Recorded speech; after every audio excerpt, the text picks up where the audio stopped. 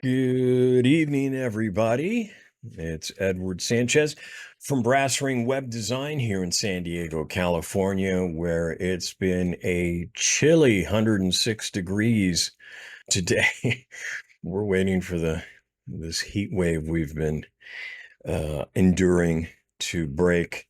Hopefully by Wednesday, it'll be a little cooler. I think we're going to be down in the mid 70s. Anyway, fingers crossed. So I do welcome you to our monthly web help gathering.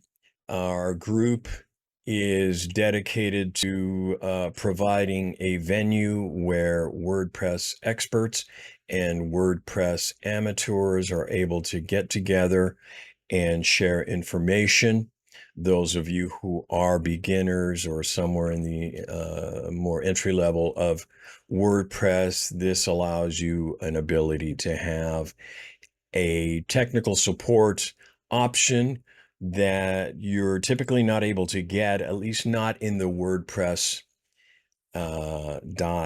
.org world, which is where most of the WordPress users reside.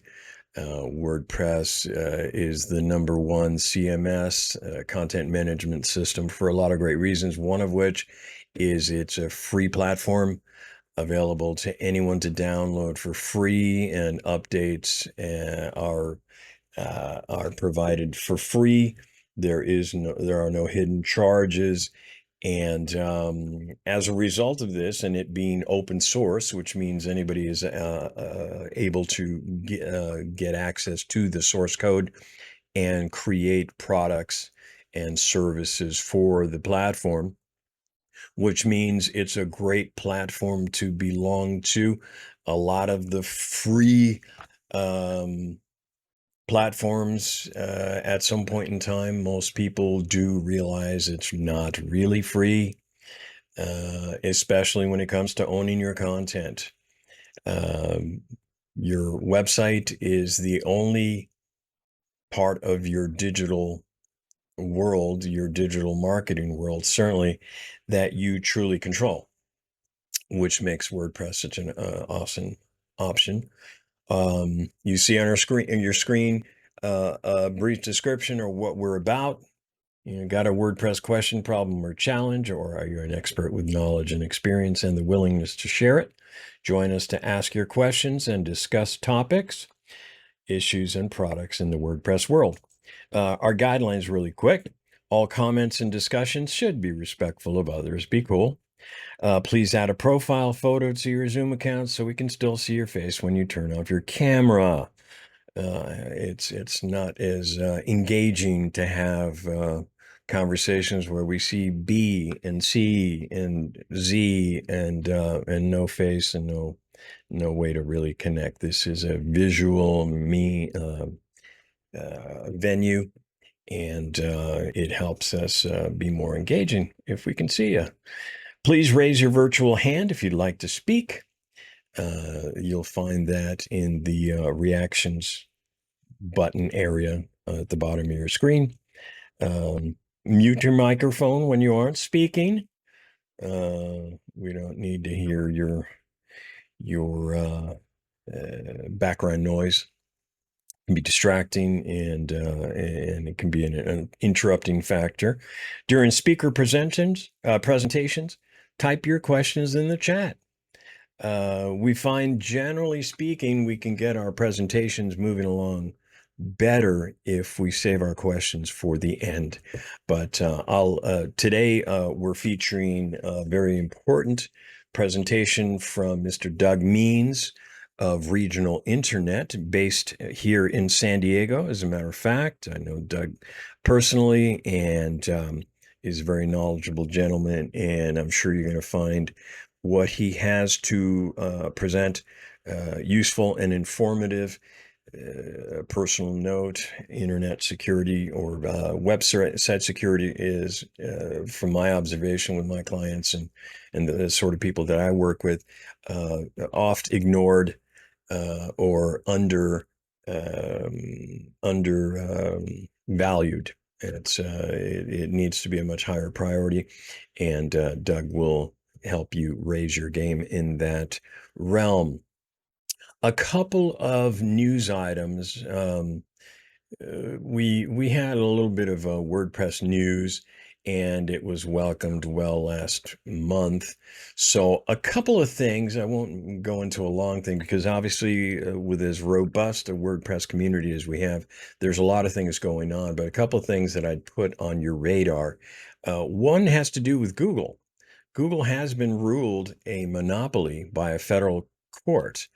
So we need to keep an eye. Now, you know how these things are. They take forever to hammer out, hash out, in the courts and in the news. Of course, Google's going to fight this. But on August 5th, a federal judge ruled that Google maintained a monopoly in the search and advertising markets, citing its dominant market share and anti-competitive practices.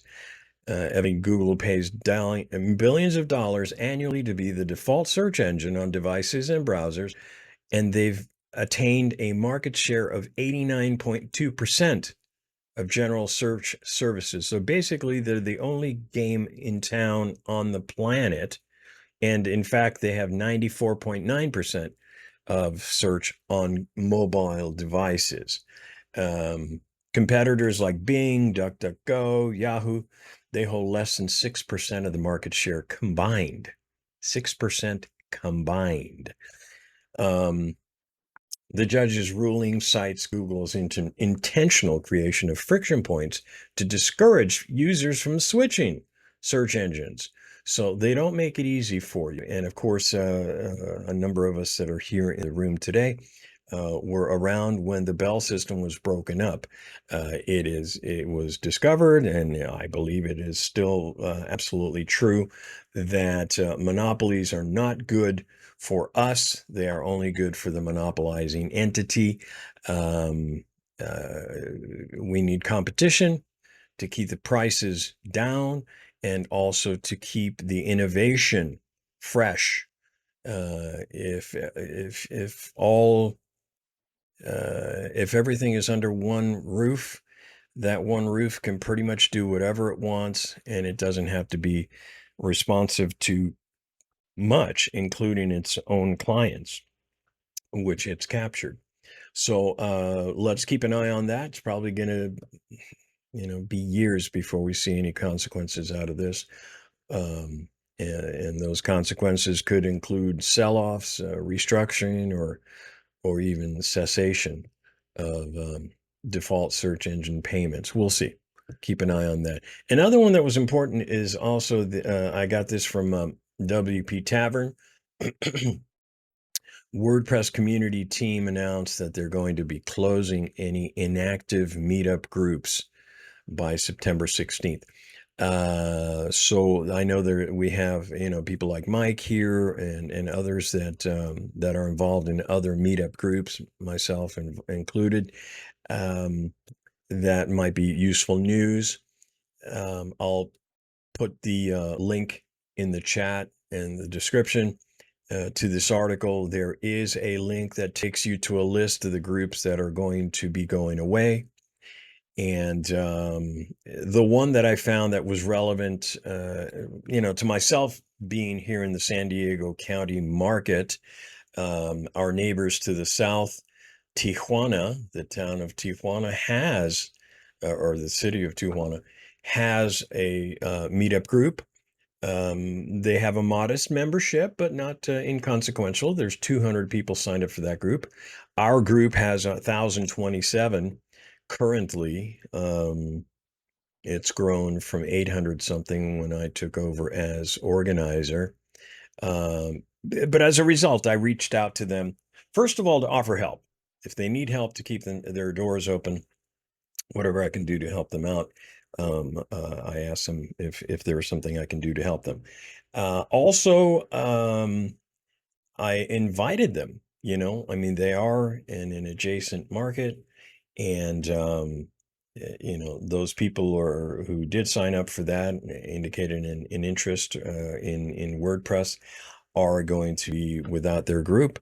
So I extended an invitation. And by the way, I contacted the admins, and I also contacted WordPress itself, letting them know, we would welcome the membership of that group to join us. We're a happy crew, and the more the merrier. So I extended that invitation. I haven't received a reply yet. We'll see if we hear anything back from them.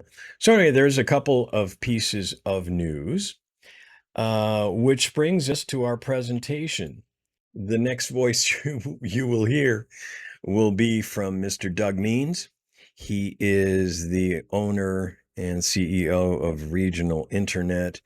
Yeah, I know Doug from a networking group that we both frequent, and he's an important part of that. And his expertise, his primary expertise, he has many, and he's a very successful marketer, is in the area of domain registration, web hosting. He's been doing that professionally since 1999. So, and again, like I said before, internet security, WordPress security is an important topic that often gets ignored. So I encourage you to pay attention, take notes. Before I let you go, or I turn it over to Doug, do remember to like and subscribe to this channel. Share this video. There will be a replay up in just a few days, and let people know, because even the replays themselves are a valuable resource for WordPress users. All right. So with that, I will turn things over to Doug. And Doug, take it away.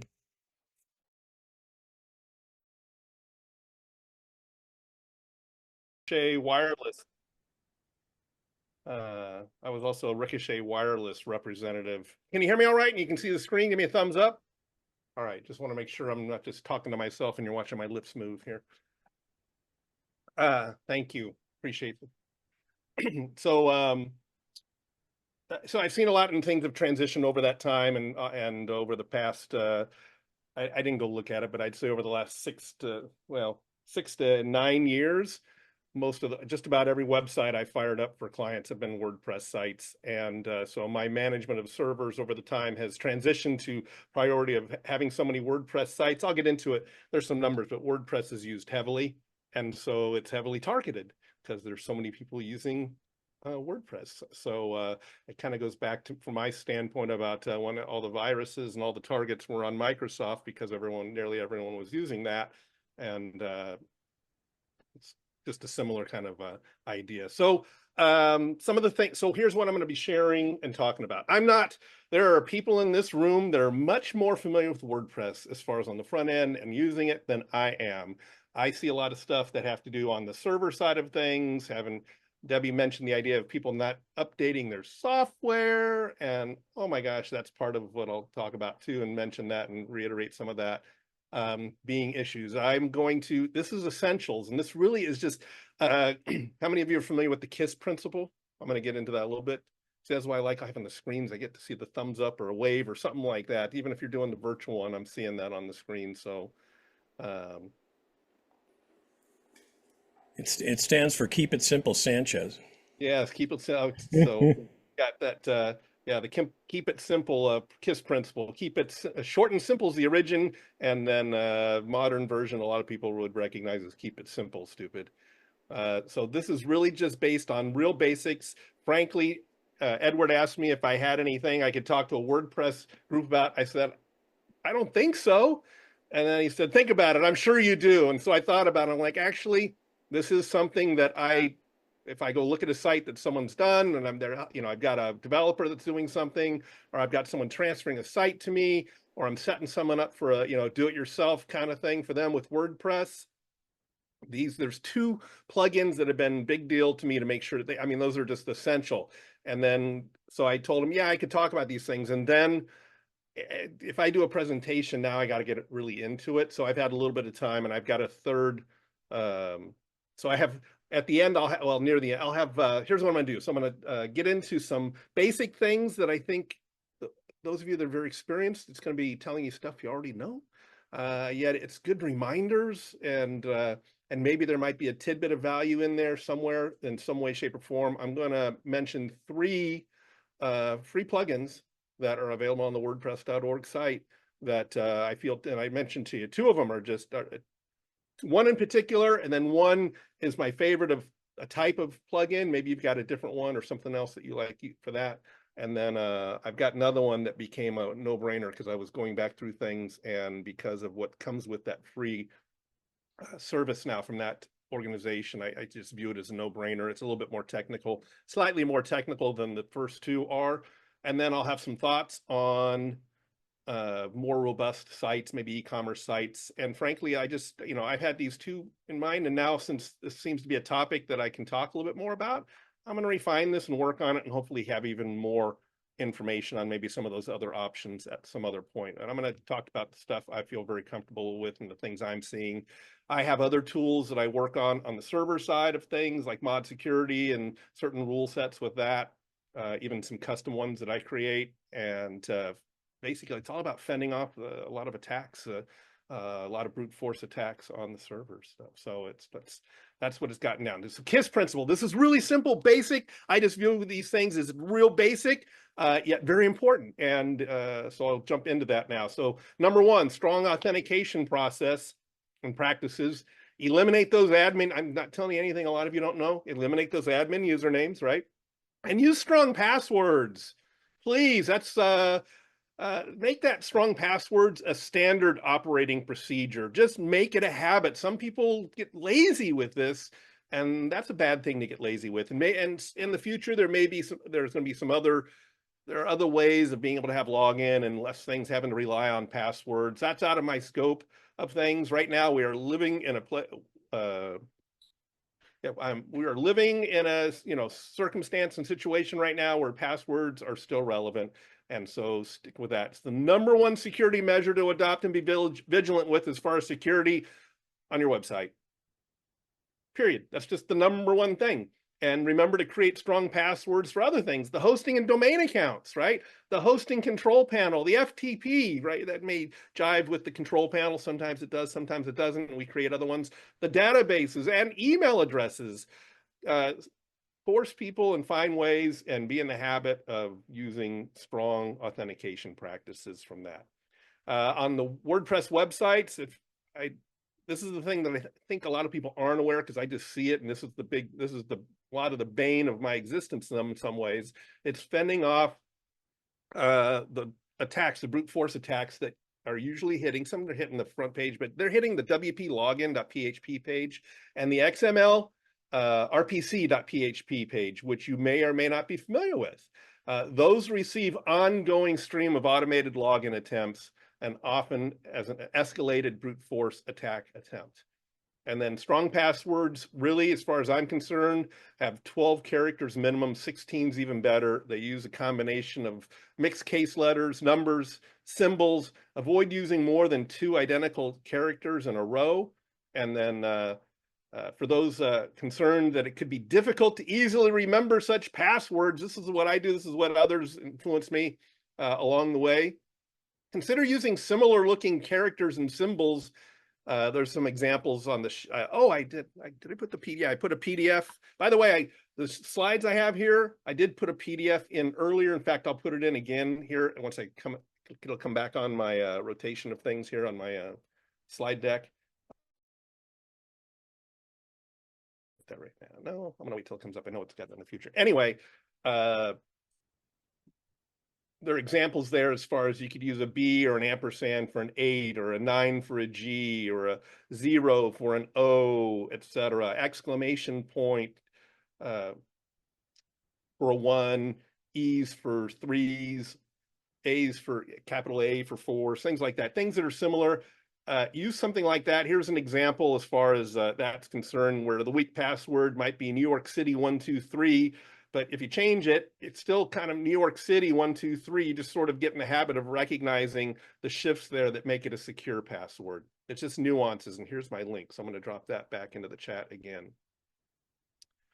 So these slides, it's not a direct slide. I created a document originally, and then I just took the content off the document.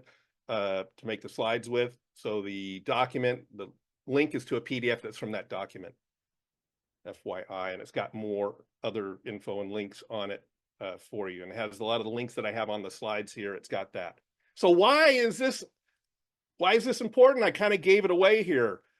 WordPress is the screenshot I have up here on the slide is from April. I'm going to drop more current stats and links to where you can bookmark and you can maintain and keep what's going on here. Currently, WordPress is being used by 62.6% of all sites that have a recognized content management system platform. The link I sent you to the W3 text is generally considered in the media and the press as the best resource for that information, and their links are shared frequently and often across the internet when people are talking about this sort of use and market share for WordPress. And then that's of all websites, regardless of that's just content management systems. Of all websites that they're monitoring, 43.5%. So regardless of content management system or not, are using WordPress. 43.5% is the current number. Again, the slide I have up there is something I used from April. I didn't create another slide screenshot on that. So that's the why. Because it's so widely used, it's drawing attention. It's attractive to those who might want to have nefarious ideas. So here's some thoughts here. So here are the basic things running into this. This gets into what Debbie was talking about. If people aren't going to keep things updated, that becomes a problem. Keep the WordPress core theme and plugin software updated. Software providers, I feel like I'm preaching to the choir here a little bit, but it's important. That's why there are updates to the software, because a lot of them, there are security fixes for those. Use only trusted, reputable sources for themes and plugins, and resources that have a long history of ongoing updates, support, etc., whether it's free or commercial. That's another big plus of why to use commercial, because they're more incentivized to do that. Got to stay on top of it. I have, I keep mentioning Debbie because what she just mentions is I have to deal with a lot of that, and people have issues because they haven't kept things updated and they're doing it themselves.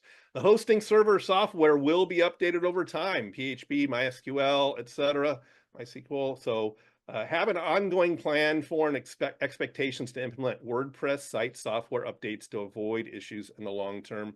And this one, I'm not sure. I see a lot of developers doing some of this stuff and people creating sites, and I just want to mention this is kind of a big issue here. Remove unused software. And speaking of that, I'm a big proponent. Another reason for the KISS principle with this, I'm a huge proponent of keeping sites lean, mean, quick loading, all right, and not overloading things with all sorts of just heavy themes, bloaty types of software, those pieces of it. Remove the unused software because it can become a security issue as far as plugins, themes. Here's the one that I see all the time. And a lot of sites that get hacked, they have backups of their old site on the website in another folder. Get them off of there. Get them off of there. That's a problem. Keep them somewhere else. All right, store them somewhere else. Do not store them on the on the drive of where the website is, as far as from that accessibility. That's a bad idea. Very bad idea. And then the database, any database management tools, software, those things need to be updated as well. Okay, so here, now I'm going to get into the first plugin, and I have a suggestion on this, but let me tell you what we want to do about it. So throttle multiple login attempts. There's all sorts of security software that's coming up with all sorts of things to do, and some of it is just I'm not a big fan. I'm just not a big fan of it. They want to go hide the login somewhere else. That creates other problems potential problems down the road. Although ideally that is the WP login page that can be helpful. I've got some other avoids in a minute. But as a rule, attacks on websites are going to be automated. It's not like you've got some single user who's just trying to get into that site. You might have it, but that's a very, very, very small percentage. The reality is that combined with the use of strong passwords effectively, the reality is that if you throttle the multiple login attempts and you're using secure passwords. This effectively addresses over 99% of the security concerns with WordPress sites as far as what's going, it's an ongoing thing. Blocking the IP addresses for temporary time periods works well. It slows down what they're doing. And so you just kind of, but it gives you, if you're just doing it temporarily, it lets the legit users have a time period to come back in and get it right. And then the free version of the following plugin is my highest suggestion with this. It's called Limit Login Attempts Reloaded. And it's simple brute force protection that's very effective. It protects the WP login and the XML RPC areas. If you're not familiar with XML RPC, it's keeping WordPress working backwards compatible. But the only things that generally, and I know there's going to be exceptions, but I don't know what they are. But I know that the main thing that still uses that is Jetpack, and I'm not a fan of Jetpack anyway. And I know they're making some changes with that.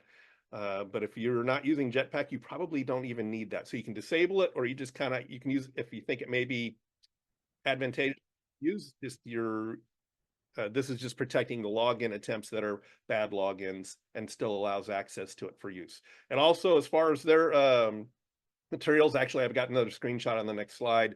They talk about it working with WooCommerce, works well with custom login pages. So any logins that you're creating, that's working. Again, that link is in the PDF of that the Google Drive PDF that I put in the chat earlier. This slide talks more about things, but that it includes. I'll show you a screenshot of the basic settings in just a moment here. The big things for me basically have to do. Oh, it talks about some other. If you're familiar with other WordPress plugins that I'm going to mention also later. Just as a part of the more advanced thing. It works well with security and WordFence, and those two kind of stand out for me as things I'm going to continue to evolve my understanding and use of to provide more of my lens of things here for people in the future. And then the XML RPC is a big deal because a lot of the limit logins ones, they just do the WP login page. They don't work on others. This is an example. I actually took a screenshot of the settings of a website. I didn't have any content on this site. I was just using it for trying out some other things to prepare for the presentation. But it shows you some of these are the basic settings on the local plugin. So you set how many, and the default works fine. So this is another reason, just keep it simple. This is a plugin that if someone's doing a do-it-yourself, I install the WordPress for them. I install this and I install the next one for them. So the first two I've got here, I'm just installing those and I'm advising them to use the second one here. And the default, I just leave it on the default. So if you want to adjust some things, basically it gives a certain amount of retries, and if you that it's going to allow in a certain time, in 5 minutes. And then if they don't get it in that time period, it's going to lock them out for 20 minutes or whatever the time period. 15 to 20 minutes seems to be pretty efficient. I think the default's 15. And then if over 10 hours, if there's 3 lockouts like that, then it blocks them off of the server for 18 hours sort of thing. So they're going to have a very slow process of trying to have some brute force attacks if this is happening. This is an extremely effective, simple tool that is going to address the majority of issues having to do with the main things, which are brute force attacks, login attack, those pieces of it on the site. Okay, some of the other things I talked about are going to be smaller percentages of concerns. This one's going to be the main one because of the ongoing bots that are coming after the site. This is another on the firewall of the limit logins plugin. You can also block countries. It makes it really easy. You can just add whichever countries, and it knows the IPs and figures the IPs, and it will block those countries for you. Those are on the free plugin. All of these have some other updated thing. I'm not advocating for use of those. I'm letting you know some free resources that are going to make a big difference. And then when users come in, this is the screenshot of the login window, or at least an old one of it. It tells them if they miss the password. Again, I don't think there's not a whole lot of individuals. It's a lot of automated bots and things like that crawling and making these attempts. But if there's a legit user and they miss the password, it'll tell them how many attempts they have left. And then if they get blocked, it tells them that they basically have they can try to reset their password to try to get it, et cetera. But it advises them of the situation that is happening. Okay. Number 2, Data backup and recovery. If you don't have backups, you're in trouble. You're just somewhere along the way. It's like, this is ridiculous not to be having backups. Do not rely on the web host. Yes, I have backups. Some of the web hosts though, they charge you for it, or it's really slow going. Always have your own backups. Always have your own backups, and it's easy to do. There are plugins that are free and allow you to do that. And so make backups on an automated, scheduled basis. Don't rely on just doing manual stuff. Do something, make it automated. Come up, there's plugins that'll do it for free. So have some automated backups, and then periodically test those backups. That is just good practice. I rarely ever, I don't know the last time I had a bad backup yet. It doesn't mean I'm not going to keep testing backups. Test your backups, restore it to a staging environment. And the plugin I have here makes it easy to restore to a production or other subdomain, whatever you want to do, whatever you're doing for that standpoint. But restoring it to a staging environment to ensure a properly functioning website. You want to make sure the database is good, the themes are good, the plugins, uploads. Testing the backups provides reasonable assurance of data integrity or a critical situation takes place. And when if you have a critical situation take place and you don't have good backups, we're in trouble. We are in trouble. So this is a no-brainer. The limit logins is a no-brainer. This one's a no-brainer. My next one, as far as I'm concerned, is also a no-brainer. That's why I'm adding these in. And so also when you test the backups, it may expose some other circumstances that need to be addressed. Keep sufficient backups. So some people aren't checking their backups, or they're not checking their website and they don't know they have an issue, and things just sit there and linger for a while. So keep months worth of backups. Keep quite a few that are kind of recent, that are a little bit more sequenced, and then keep like one backup a month going back for like 4 to 6 months. Just think of them as time capsules, because you want to be able to have that ability to pull those up. And I put 3 to 8 months on the slide there. And then back up your backups. Seriously, back up your backups and have that backup be in a different geographic location. So you should theoretically be using a backup that's maybe to your local system, right? So that's one backup. But you should also probably be backing up, and the resource I have for you will upload, it'll send it to you via email on FTP, or you can FTP it somewhere, but you can upload it. I use Google Drive, and I have Amazon S3 for the server stuff. And there's some S3 compatible backup, they're really catastrophic backup stuff. But back up your backups. You just have to do it.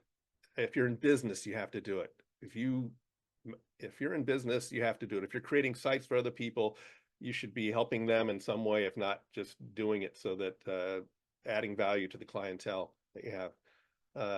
And then, so do it in different geographic locations. So if you put it on Google Cloud, I'm still not clear on what it's in. If you use Amazon S3 or some other S3 compatible, you generally know the geography. I have servers that are in Kansas City, Houston, and Atlanta, and I back up to off the servers. I do Amazon S3 backups to Oregon, the Oregon location, and then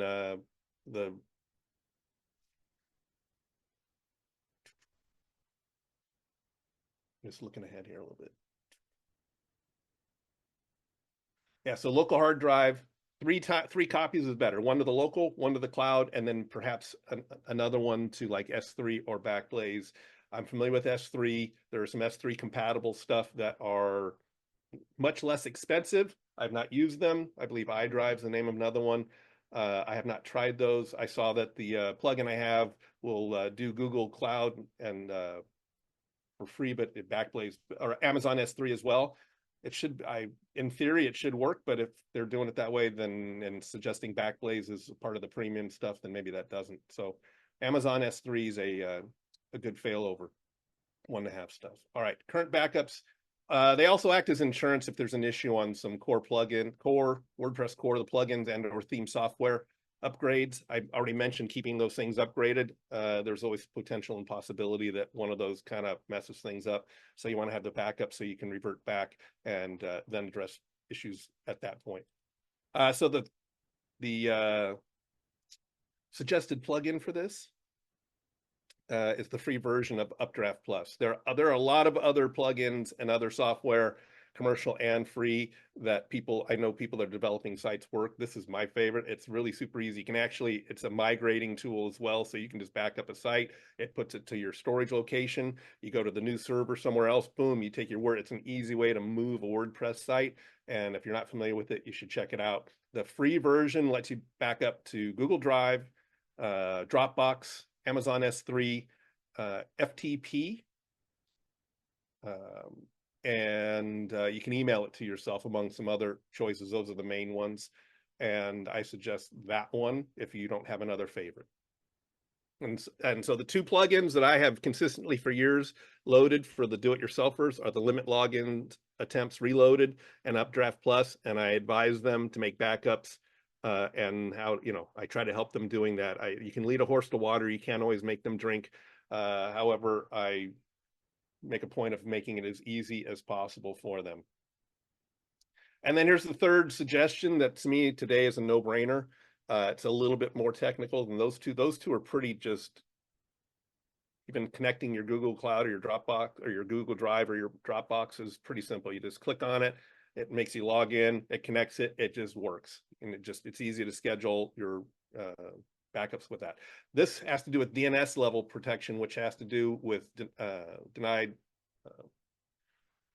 of service, distributed denial of service. Sorry, I haven't used that term for a while. Distributed denial of service, DDoS mitigation, and blocks bots because of the system that they're using because of the DNS. And it also enhances privacy for DNS records.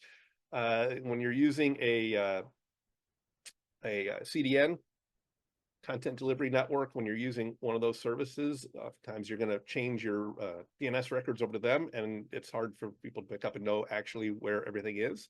So you kind of conceal and hide a lot of the settings as far as where things are. And then the added advantage, because of the global content delivery network, is you get a performance optimization as well, even on the free plan. So what made this a no-brainer is it used to be kind of basic, but I've determined that they do more now on the free plan for Cloudflare, and Cloudflare is the leader in this. They have a free plan, the plugins there. When you set it up at Cloudflare, it'll pull down the DNS records. You'll need to you'll need to know a few things about DNS to be able to set that up, or at least confirm, although everything it did was right. As far as the domain I use, but it was a pretty basic. If there's some sort of site that has advanced DNS and other subdomains, I'm uncertain, I don't know. And so I'll know more about that. But this is, as far as that being a security free plugin, free service, and for security, it's a no-brainer. So if this is something in your wheelhouse, this is a no-brainer as far as I'm concerned. It's those three things right there. It's just, those are in the sweet spot right there. Everything else becomes a lot of fluff and maybe perhaps a lot of bloat as far as adding other software. Here are the thoughts on some other things. Two-factor authentication for login is perhaps desirable, or from that standpoint, it does exist. There are plugins that do that singly. If you want to add it in and utilize something like that, I provided some links to some ones that I'm not using any of these, but some ones that have a good reputation, seem to have a really good reputation. A lot of people talking about them or writing about them, really. And then if you're using security plugins, a lot of people by default, if they don't know much better, they're using one of the all-in-one security plugins, which do a lot of things. They've got different options, and there's a whole bunch of them. I went through a whole bunch of them, and I'm still I mentioned here, I've got a couple for you of note, but these become, because of the added things they're doing and the two-factor authentication that may be included. Some of them have their own limit logins type of functionality, and they have email reports, or they do some hardening in some way to prevent uploads in certain folders. So the ones that really stood out to me, and they actually, as far as the limit logins is mentioning, they work well also. And I actually like the limit login attempts reloaded better than the features on this have to do with the security and the word fence. And the word fence does have a XML RPC protection, the two-factor authentication, email alerts. Those the security, and those two work okay together as well. So those are things to explore, know more about. E-commerce sites, there's a change in priority for e-commerce, because on e-commerce sites, if you're maintaining customer information, the number one priority is to maintain security over the information of the clients. And so that becomes a much higher priority than some of the things that I'm mentioning on what I would say more basic small business websites that are not e-commerce sites. And this gets outside of my scope of those things with the security at this point, and I'm looking to continue to evolve and understand more and more about this, be able to speak on this topic with more knowledge going forward. So those two there.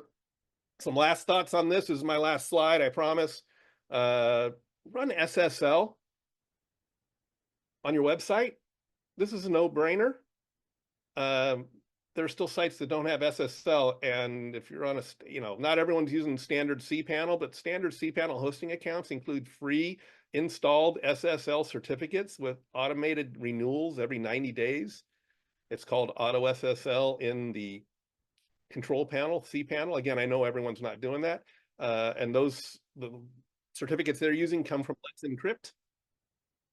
Other SSL resources, in case you need to know and you need to go buy a certificate, or you just need a temporary solution, is the Zero SSL has free 60-day SSL certificates. So I've had customers who wanted to switch, they wanted to transfer a site, and their SSL certificate's up, and but they wanted to move over, in a couple months when their hosting was down. So just go get a temporary SSL, put it on their site, so that just buys more time to move the site over. So if you have a temporary need for an SSL certificate, I wouldn't necessarily recommend having to reinstall the certificate every 60 days. That can become really annoying, but if that's important enough to you, or that's just the only thing that works for your budget, then there you go.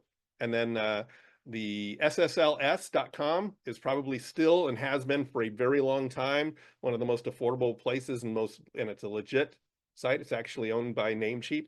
It's a wholesale location to acquire SSL certificates, SSLS.com. And in the past, I used to acquire certificates for my clients through SSLS.com. I have other means of doing that these days. Avoid insecure FTP. If you can, use secure FTP or SSH. And then that's really on the security. If you have e-commerce folks, and I didn't get Edward's approval for this, so he's not endorsing this necessarily. There is a MeetUp group run by a former Ivy League marketing person who's doing it still, and he's a brainy guy and always has ideas. Even if you're a marketing genius, he's pretty genius. His name's Craig Jacobson, and there's a link to his group. He's got 3 or 4 groups, but he only posts on one of them, and he does them on Fridays when he's available. His name's Craig Jacobson, and it's the links for small business steroids.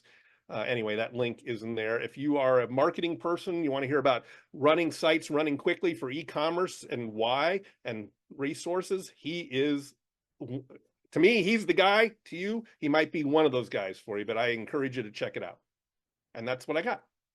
And I hope there's some value for you guys here. All right. Hey, feel free to unmute, and let's thank Doug for his presentation. Thank you very much, Doug.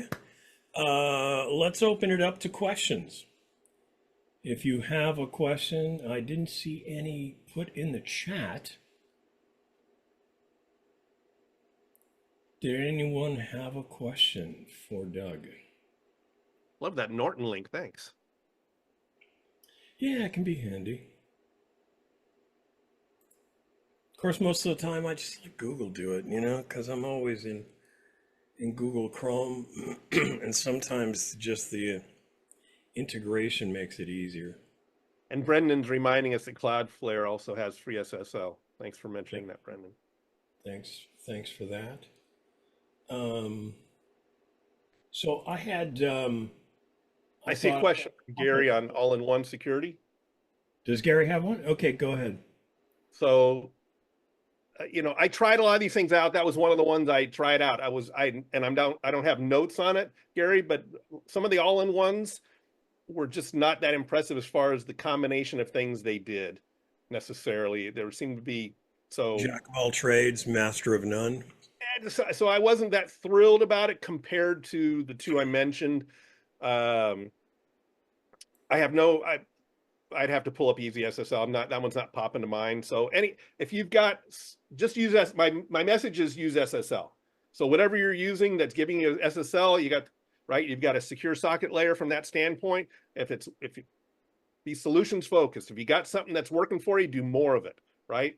And so from that standpoint, all-in-one security, that would be my comment on that is, and what was the other one that I saw that I kind of, from a real simplistic standpoint, I keep mentioning my, you know, the larger hosting companies, but they have reason, just like I do, to be talking about security, is SiteGround. They've got a really simple plugin that does a few things. It's got two-factor authentication. I did look at that. I pondered having that included in my recommendations. It's just not enough. But if all of this other stuff is like not working, or it's just ahead, I mean, it's much better than nothing from that standpoint. But the ones I mentioned are the ones that I think just that combination of those things, those first three I mentioned, especially the first two, and are most important from that standpoint. And then if you need to combine some other things, you're just adding more. And I get concerned about bloat and making sure things, if you're going to load them, they're having a big enough impact, and everyone's different on their feelings on the value they're getting from in exchange. WordFence is reliable too. I put it on most sites over the years. It does everything. Yeah, I was going to say, And it's never crashed. Like it's been over how many, over 5, 10 years. It's always been updated. It hasn't had major issues, you know, bugged or crashed the site. So yeah, it's a good overall before one. we get to Brendan's question, I was going to say, you mentioned when you were talking about all-in-ones, people who don't know any better, do you have any concerns about WordFence, Doug? No, I don't have any. It's just my concerns only get into the value that it provides, compare, you know, in many ways taking in consideration about the resources it uses. Thus far, I like a lot of things with WordFence, and WordFence has a lot to it. So I have more to keep looking at with WordFence. I have not been using it for 8 to 10 years, et cetera. Yeah. So, okay. Okay. I like the firewall on it. I like a lot of the hardening things it does. They're all pretty impressive. It does have a limit login item that works decently. I like the limit login attempts reloaded better and seems to work well with it and play well. So, but it's 2 plugins versus 1. So that's, you know, there's give and takes. And Brendan has a question. He says, how do we help clients understand the overlaps of so many security plugins? Yeah, that was one of the things that popped into my head. For example, what does Solid Security do versus WordFence? And how do I convince them to not install both? That's a good question. You know, to some degree, that, you know, I've provided suggestions on a combination of plugins that have very little overlap. We've mentioned, you know, and now there's more talk right now about the all-in-ones. I don't believe Solid Security was pretty large. It was pretty big amount of software, and based upon the features it had, was not something that I was very keen on compared to others. And so it sounds like you're saying, I'm going to assume that maybe you mean WordFence, and how do you keep them from doing that? So I don't have the answer, but I've, in many ways that are not necessarily tech related and just dealing with people, I love this term. It might not be in your best interests. So when I'm talking to people in a professional standpoint, I was taught long ago by he borrowed the term, he didn't invent the term, but he said, diplomacy is the art of letting other people have your way. Be diplomatic. And when you're dealing with people that are making decisions, if they are business owners, they don't want to be told what to do. Business owners, entrepreneurs, they don't want to be told what to do. So you've got to get really good at your diplomacy skills. I teach youth leadership skills through sports officiating. I'm the umpire in chief at Del Mar Little League here in San Diego. 15th, just finished my 15th year. Those Cool. kids get to learn a lot of diplomacy skills. We all need to, if we have clients, need to develop our diplomacy skills. And one of the ways to let people understand that it's their decision may not be in your best interest.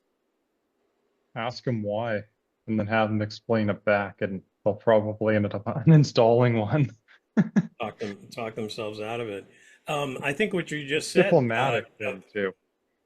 yeah, that dovetails into Lance's question, because he says, do you find it annoying that the most pressing issues in WordFence's report is that you are not using the upgraded version?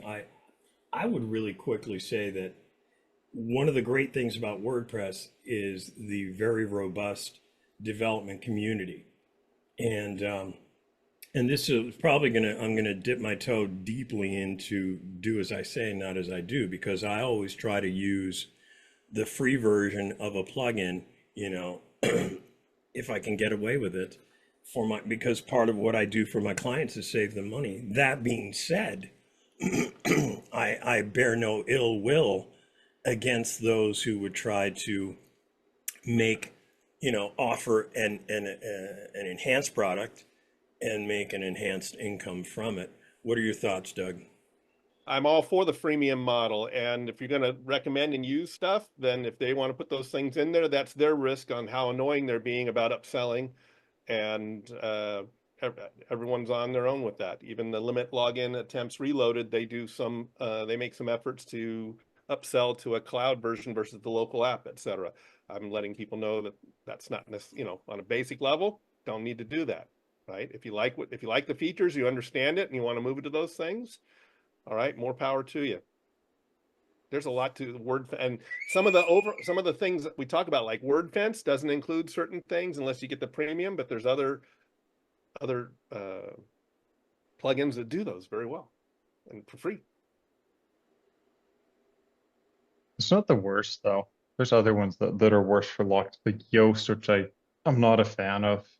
They locked out a lot of the good stuff and then they made it expensive. I know it's popular, but it's not one I recommend to people unless they only want the basic one. There's better ones out there that are free now. That's my opinion anyways. Someone might disagree. Well, there's no one size fits all for everybody. That being said, I'm a regular, and I'm sorry for my text suddenly going crazy. I'm always impressed by the sheer tonnage of offerings that we have. Good offerings. I mean, WordFence has been saving butts for many, many years, and they do nothing but improve the product. If they want to send me some yellow dots saying, you could do better if you were using this feature, more power to them. I can I can make the determination to use it or to counsel my client that they might do better. And a lot of it has to do with how proactive, how involved people want to be in their own website and the ongoing health and hygiene of it. A lot of times premium products can let them, have a little bit more peace of mind and a little less hands-on, and maybe some, if they're going to pay me, I'm going to charge them a reasonable fee to do things. And some of those things can be sometimes automated with a premium product. Or any further thoughts on that? Anybody? Premium's definitely worth it at times. Yeah, Definitely worth, depending what you're doing. I can't think of a premium plugin where you would probably regret getting it, So, all right. Any more questions in the realm of security before we kind of throw it open to a more broad discussion of WordPress business? Yeah, Gary says he likes to support the author.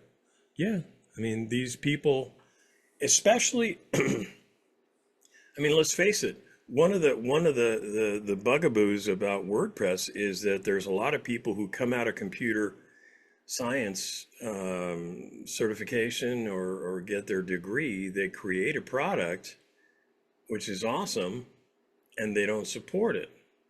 Um, Creating a product and staying behind it and making sure that it remains safe and evolving with the various forces on the internet, and also, the various adding features as they become available and tested, and also, debugging their own stuff. That takes time and effort. So to expect somebody to just do it for free is a big ask.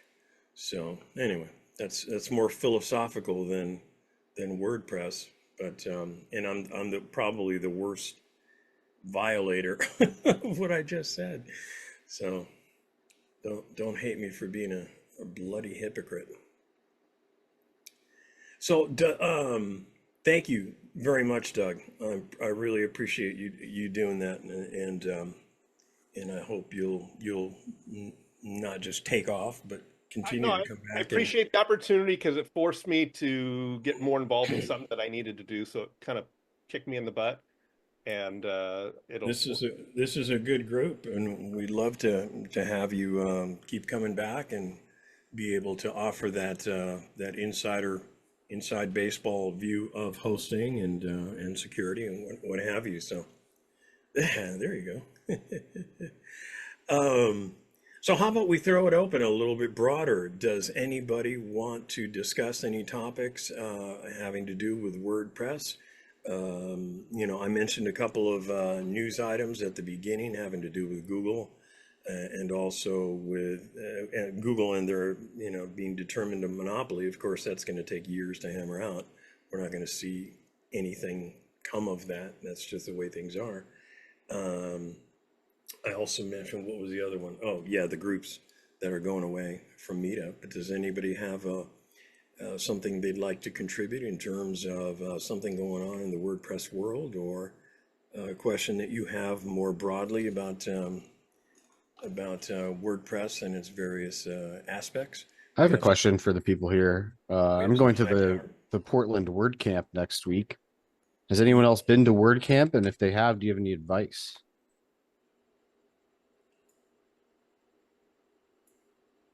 And if not, that's okay. I went to Network. the Washington one last year. The best thing I ever did was I blew off a seminar and went and hung out with the vendors and actually got their undivided attention. Best time to do that is right after lunch. Because then This there's is like probably they're just sitting around. This is probably a great time to remind people that our presentation in October 14th, is from Brendan, who will be downloading us on his experiences, all good, I hope, from his Portland WordCamp experience. Yes, thank you for reminding me. I didn't remember that.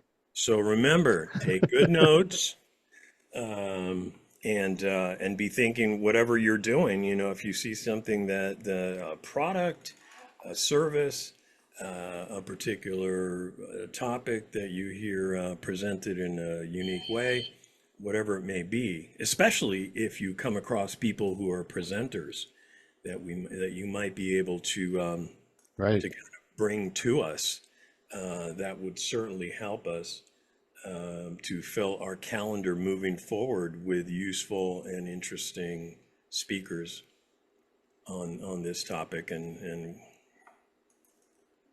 our ancillary topics as well. So any advice for Doug?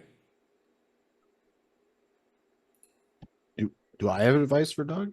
No, I'm sorry, for Oh. Doug. For Brendan. Oh. Have One of fun. the It's things always a good one. yeah, absolutely. No, I mean one of the things I've been doing is joining this automatic sponsored YouTuber creator group. And so I'll be meeting with all of them in person. I don't know all of them, but whoever's there in person, as well as some of the people at Automatic. And so I mean, they're interested in getting our feedback and what our viewers have for our videos as the biggest pain points in WordPress. So that's one of the reasons I was asking Lance to share a little more about his particular pain points in WordPress, because I'm going to ostensibly be in the same room with people that, might listen to those things. So I'm trying to pass on as much as I can. Truly. Yeah. Yeah. Maybe a vendor will present here. That's what I'm saying. If you see something and somebody who has a presentation, we'd love to have them come to our group. And that's exactly, and I would say that to all of you. You're all out learning your craft and your things that enhance your business, things that enhance your abilities in WordPress, things that enhance you as a marketer, things that enhance you as an entrepreneur, as a small business person. If you come across something that you think that you'd like to make available to more of us, I would really encourage you to reach out to me, and we can do exactly that. We can have another great presentation like the one we just heard from Doug, and like the one we heard from Brendan. We've had some great presentations from Daryl, having to do with Google Lead Ads. We have some pretty high-powered people with some great information, but there are even more outside of our humble little walls that we can bring to enjoy us. And Do we know if someone to do CRO? That would be a good topic, because we've talked about all the technical stuff. Generally, a CRO would be really applicable to business owners. CRO. Conversion rate optimization. Oh, So, I mean, at the end of the day, that's all they care about, right? The technical stuff is great for the developers, but business owners aren't as concerned, as long as it's working, but they don't really, as long as it works, they're happy.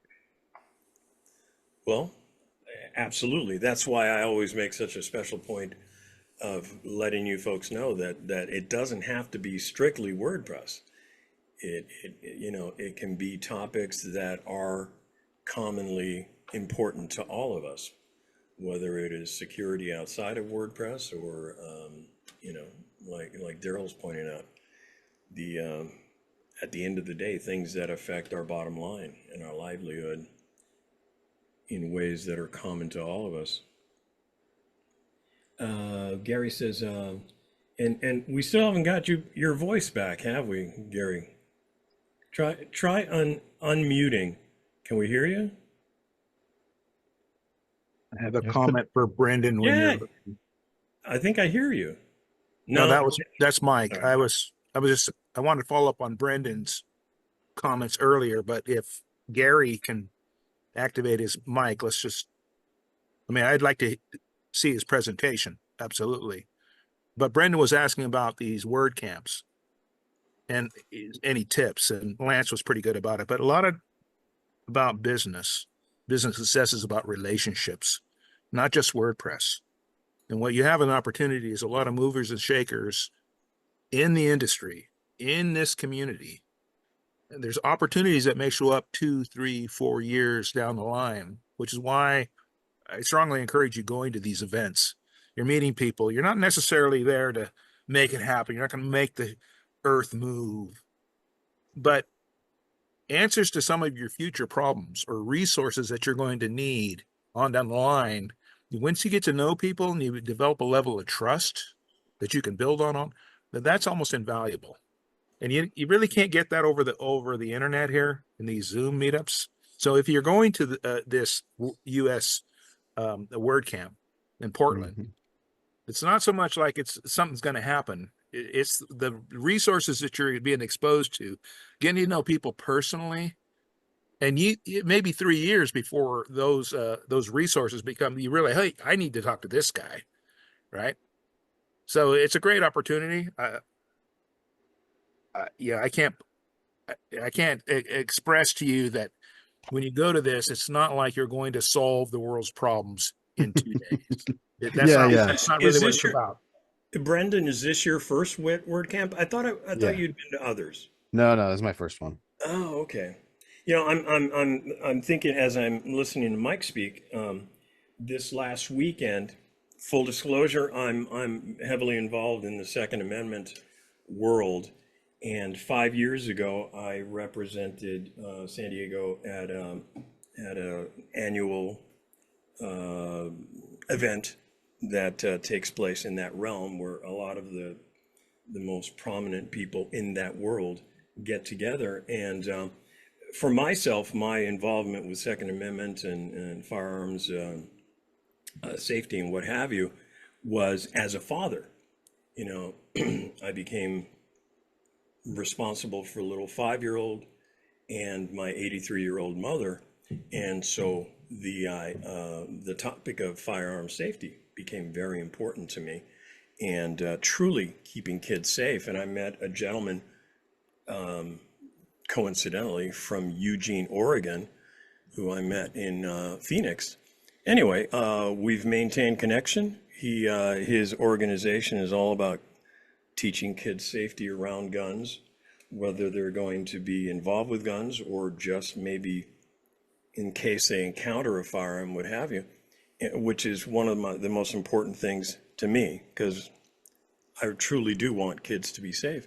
And I've had this great relationship with him over the last 5 years. And there's been others, you know, that I was able to make simply by taking the time to go up to these people, have a business card, have a great business card if you can, Brendan. It's a good time to, when is the word I camp? fly up next week. So I Next paid double to get my business cards expedited that I forgot to make. So Okay, good. everyone good, be good, good. prepared. Don't be like me. Yeah, make sure, and I mean, someday and maybe I'll have to do a mini presentation just on business cards, because business cards are a forgotten art. And when I see most of the business cards that I receive, I'm always struck with a feeling like, you know, this could be better, or this is a missed opportunity. But using that business card and using it well. I've got a book around here somewhere that is just about business card marketing, and you know, some of the takeaways are like how the Japanese use business cards, and they're very formal about it. When they present a card, they present it formally.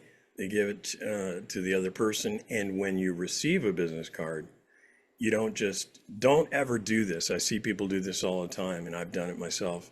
Grab the business card, throw it in your pocket, and it's almost like throwing it in the trash. Look at it. If you can say something nice about it, you know, that's a good looking business card. I like how you've got the QR code here. I like your slogan. Make a comment about it. And then put it away with some degree of reference. I always recommend making a note on there, because you won't remember 2 weeks, 2 months, what that exchange was like. So if you can make a brief note on the back of my business cards, I put a section for notes. You know, there's just a blank area that I use, but make a little note that says whether it's, you know, follow up with them about a particular thing in 2 weeks or whatever. Put it into this follow-up sequence, whatever. Doug's got his hand up. Just you were jump talking in, about Doug. you were talking about respect for someone's business card. I learned long ago that if you deal with people from Asia, especially Japan, you have to be very reverent to their cards. In fact, it's rude to ask them for another card when you meet them again, because it means you didn't take care of the card in the first place, which is viewed as very disrespectful. And actually, a lot of people that are business professionals from Japan, they provide you the card with 2 hands, and you're supposed to take it and look at it and be very, yes, correct. There's a good looking card, right? As Edward is demonstrating it. So be very careful. That's diplomacy, right? So anyway. Yeah, it's like they tell us to revere people's names. You know, take the effort to pronounce people's names correctly. We live in a time when people are really lazy. I've been a DJ for a long time, so I've done probably 1,200 weddings, and the last thing you want to do, especially on a microphone, is mispronounce the father of the bride's name or the mother, whatever it is. But in one-on-one situations, make an effort. They say that it helps if you repeat the person's name 3 times in your own head. Certainly, if you bring the card home and then do something with it, like enter it into your CRM or scan it scan it if you've got a scanner. But that can be a little bit of a lazy, I find when I type it in, I remember things better because there's multiple forms of learning going There's a on. trick to that. If you use an OCR reader, you usually have to edit it anyways, but it frees up if you have a stack from having to type them all.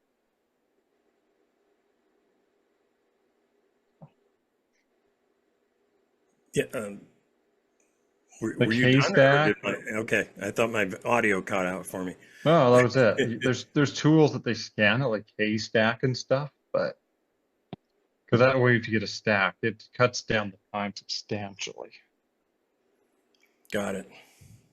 Absolutely. And then Absolutely. it will even send it straight to your Google contacts. You have an auto sync to your CRM for you and all sorts of stuff, which I set up. You can make it so it's now they're in your system. Yeah, I do like to when I do my business cards, and I see this. I've got the back of my business card up on the screen, and I'll get out of the way if I can. I always make sure that I don't use gloss on the back, because if you want to anything from your home number, your private number, a quote, somebody asks you for a quote in real time, you can do that. You can write it right on there. I like having a QR code that goes straight to my website. Actually, that goes straight to my website, to a landing page on my website. But anyway, so have we loaded you for bear, Brendan? Yes. Thank you everyone for the feedback. Appreciate it. Yeah, and if you see a business card that would be, of somebody who would be appropriate for our group, right? WordPress web help, and then when you get home, reach out to me, and I can reach out to them. So Yeah, definitely. cool.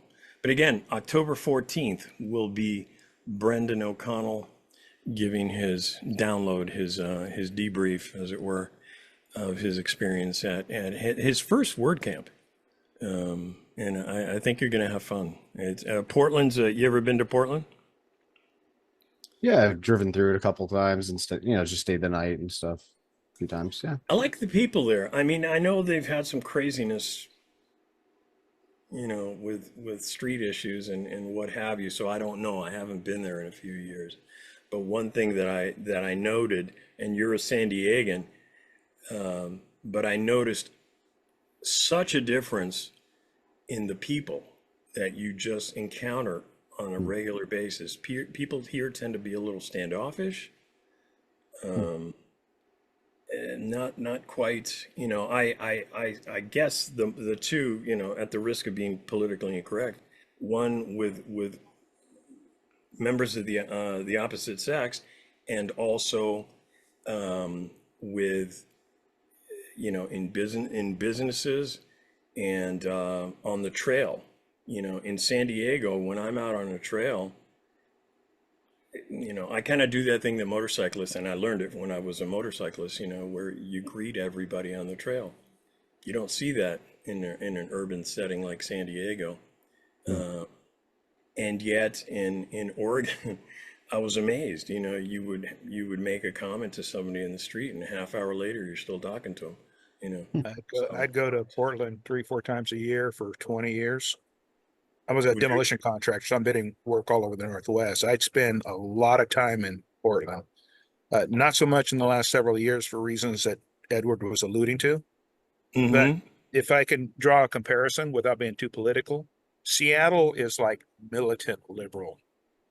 Portland was like free range liberal, right? It's like, I'm liberal, you're you, let's burn a joint, right? They're sort of they're just really easy going until about 4 years ago when the riots started and they started burning down stuff. And now, and people are Yeah, moving see to it. Portland like crazy right now, and it's sad what's going on. But yeah, Mm. Portland was a beautiful city.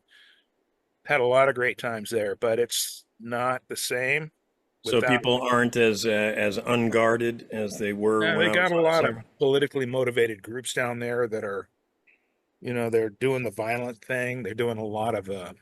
But the typical person on the street, I'm Oh just no, saying. they're I mean, great. They're I great. found it to be very Yeah, a it's not stark really. contrast. Yeah, it's not a left or right thing. You see, oh, No, you're left, not I'm at all. right. Okay, let's have some clams, right? Or let's drink a beer, and it's I great. mean, It's it beautiful. never for me. It never came up. I mean, it was Oh, nobody. it comes up all ever- the time for me, but Yeah, I guess. I push it maybe a little bit more. But it was. But my point is that was Portland. Portland Yeah. was very free range, kind of a hippie city. Hippie style. Hippie Yeah, style. Yeah. keep Portland weird was their motto for years. Yep. But now, yeah, there's stuff going on here, and people are leaving downtown, and it's sad. Hopefully, it'll come back around. I think a lot of our downtowns are in a similar peril for the similar reasons, but Yeah, we have problems that's here. usually not the residents' fault. There's usually external forces coming to bear or being Yeah, imported it's- in, you yeah, know. there's- But there's- I was really struck. It's such a neat town, neat people, good food. Oh yeah, great food. They had this super happy hour. For a while there, you could eat downtown for $5-6, and you'd have it was insane. They had happy hour wars where you get crab dells and calamari. It was insane how cheap it was. But Brandon, you probably have seen a bunch of the people in our meetups from the Portland area. There's like 5 or 6 of them there in the WordPress. There's at least 2 Dougs. I was actually 4 until one of them moved to 4 Hawaii. Dougs. Yeah, Doug Yoon, he's over in Maui now. We're close by. He's in the Maui meetup. But yeah, there's 4 Dougs in that group. In fact, they should have renamed it the Doug meetup instead of the. But yeah, there's some very knowledgeable WordPress folks down there. Hopefully, you get to see them. And like we were saying earlier, it's like a lot of this is about building relationship, being comfortable with people. So if they have a situation, they'll know you, they're comfortable with you, they'll hire you on down the line, or vice versa. Yeah, Cool. don't I don't know how you are with approaching strangers in networking situations, but try to push yourself past it if that's an issue for you, and meet as many people as you can. No, just definitely. walking up and saying, I'm Brendan, I'm up from San Diego, and just let it happen, And here's my business card with 2 hands. And here's my business card. You can use one hand, but just when you receive theirs, take that extra beat to look at it and give it some time. I swear to God, people respond to that. They really like it. So No, that's great advice. I mean, that's exactly why I'm doing it. So, If they hand it Excellent, to you with excellent. 2 hands, then you receive it with 2 hands. then you know that you're on the same page as in terms of the significance of what many people would consider an outdated way of marketing, and yet, especially now, I mean, Google is optimized. What do we do when the web is optimized? Well, then we focus more on those spokes that I talk about. And absolutely, my business card is one of my most important spokes. I'm always redoing it because it's like, oh shit, I should have done it. But cards are so inexpensive nowadays. I need to change a line on mine. And so I'm going to be redesigning it, and it's like the 3rd iteration. But when you're doing $40 a crack for a box, who cares? So, well, listen, we need to go into our wrap up. Daryl, did you have anything that you wanted to add, or anything you wanted me to remind me to do? I think we covered everything. I think we did. I think we did. This is usually where I think I've beat this dead horse, but let's beat it a little bit more. We need. Oh, Gary's got his hand up. Gary, he says, "Is that about what you mentioned about the SQL?" Okay, let's you and I connect. And we still can't hear you, Gary. I'm gonna hope that you can, open your Zoom and do some testing. Do the test mic and speakers when we're out of here. But I'm going to go ahead and put my contact information up on the share it here. Let's see here. Maybe you tried this, Gary, but the little arrow next to your audio button has a little drop up or drop down that lets you select from various microphones. Yeah, So we were doing some audio Oh, okay. checking because Gary was here like 20 minutes early, Gotcha.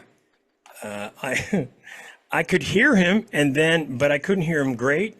So I suggested he improve it, and then he got very loud, and then he disappeared entirely. So I should have just kept my mouth shut, and we would have had Gary. So my apologies for that, Gary. But I do encourage you to use the test option in the audio section under the arrow that Brendan was just talking about.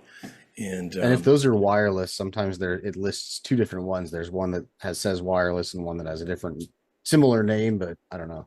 I don't know if that Yeah, helps, but it sounds like you guys have tried to. At least you can Yeah. hear us. I mean, that's half the problem, and that's the most important one, I think. Well, do I understand it correctly, Gary, that you wanted to make sure that I was clear on the fact that you're willing to do a presentation?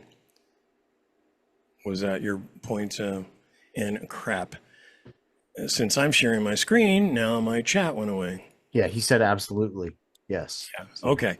So I'm going to put my contact information in the chat so it's easy to, you see it on the screen, but you can't copy and paste it from that. I also will encourage you to, here we go. Let me get back to my notes for today. Encourage you to save the chat. And how to save chat in Zoom, you ask? Oh, golly.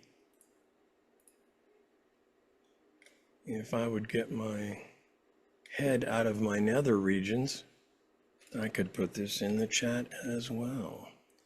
So there's my contact information. There's how to save the bada boom, bada bing instructions on how to save chat. If you do have a topic that you'd like to either hear about or present upon, please. He's holding it with two hands. Good. Do you guys check here? Well, there's a. I mean, it looks like the Real Tech Audio is probably the one that you want to have This is selected for your mine. mic. Mine works. Oh, but that this was is yours, under- Daryl. But I'm showing you because sometimes there's options like you can. Well, that's your Windows. I was directing him to the settings because usually when I have a problem, and I suspect it has to do with the Zoom audio settings. Usually, but it could be in Windows. There's stuff like these volume mixers and stuff. That's why He I'm bringing indicated this earlier, attention. if I'm not mistaken, that he's using Linux operating system, as am I. Okay. So Well, the Linux settings has are going to be a little Linux bit will different, be similar, but similar. Linux is a lot of the builds are pretty close, like in features. Like now, yeah, I've used Linux and all that. Yeah, so it could be a system setting. any OS, you want to make sure that your multimedia settings are set adequately to the equipment you have connected to it at this moment.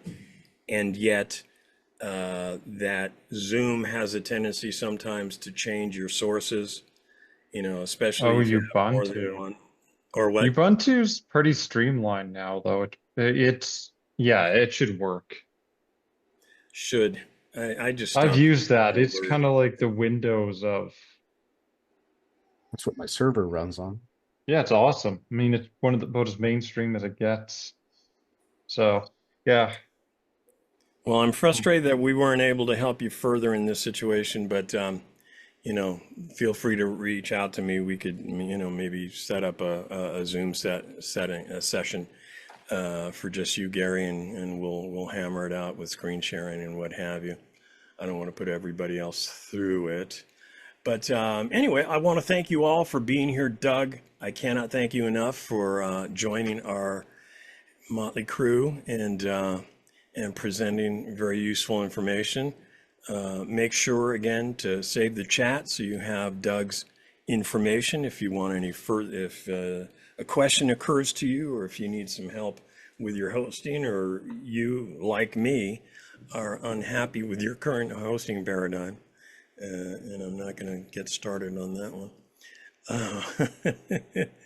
So at this point in time, I want to thank you all for being here. I will leave the room open for a little while. If anybody wants to hang out and have a more informal chat, we've had some pretty interesting informal chats in the parking lot after the meeting. And thanks again.